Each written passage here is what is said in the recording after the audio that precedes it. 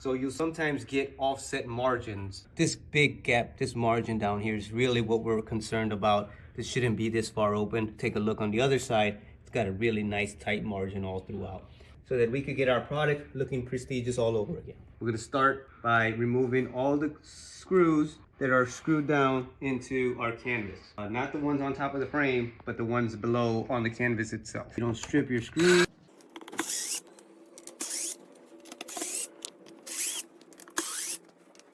So what this did, make sure you save your screws. What this did was now allow the flexibility for the image to move inside the frame itself. As you see, there's a lot of motion. So we want to kind of center it left and right. All right, so once you screw this side in, we want to move to the adjacent side and do the exact same thing too. Apply pressure to the bar, apply pressure to the molding, and then try to get your screw set in there. Got that third side. All you want to do is come to this side here real quick and do the exact same thing, kind of give it a nice squeeze. So once you've done these two on the long end and then the other one on the short end, feel free to go ahead and lock this one in place here. Again, give it a nice squeeze, get it in place.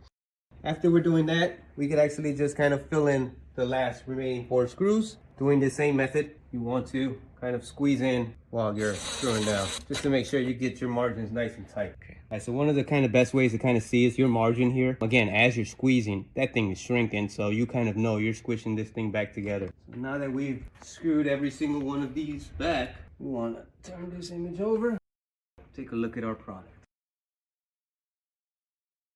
You were able to tighten up all these margins all along the edges, both left and right are nice and tight. Your product is way more solid, no damage, no destruction. It's like a brand new product all over again.